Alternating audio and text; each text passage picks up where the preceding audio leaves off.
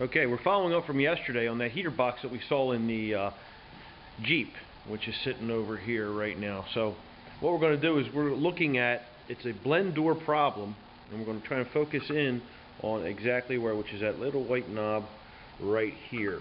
The blend door is not opening properly, sending bad signals back to the module. So we have our lead tech, Ryan Arachi, going to just do a little explanation on the particular problem. Ryan, take it away. What we have is the blend door moves inside here, and it diverts air either towards and through the heater core, or on the other side, the evaporator. One side's heat, one side's air conditioning. The way Chrysler works it is they use these motors here to turn this knob here, which works in conjunction with the blend door. The way it knows when to stop is, if you can you get in on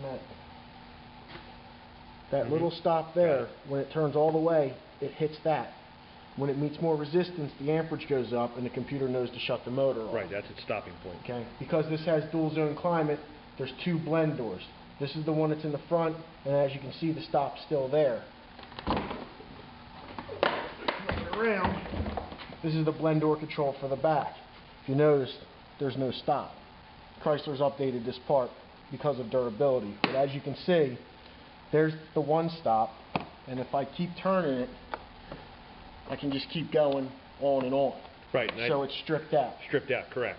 And that's why we can't control the the airflow. So the door stays down towards the air conditioning side. Right. Not allowing any heat to come through. Okay. Good point. Good point.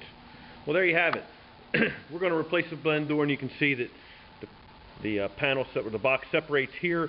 We'll replace that one blend door. Now, parts-wise, minimum part cost. However, you can tell from yesterday's video and today's, the assembly, reassembly, and R&R out of the Jeep does add labor time. So, again, this is a failure of these Chrysler Jeep units, and can be kind of expensive. So, appreciate you keeping with us. This is part 2 of this job, and we'll try and finish up with you on part 3 when we actually get everything taken care of. All right, so we'll see you again. Thank you. Greg Buckley, Buckley's Auto Care. Talk to you soon.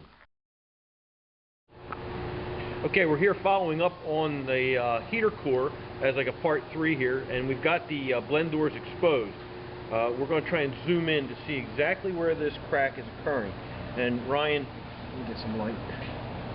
Try to get a little bit of light in there to see where we're going. I'm going to try to zoom in here, but not take the light away. It actually is okay.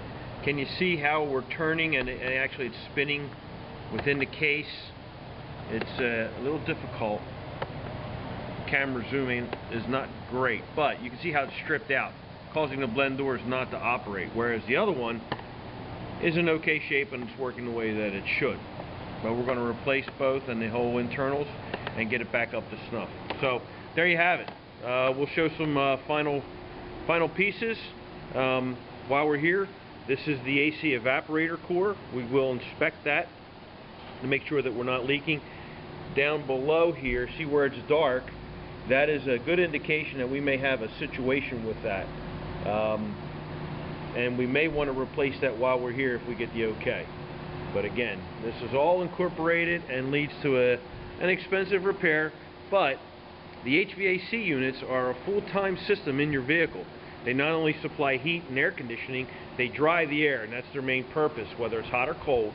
And they do help, well, they have to help with defrost.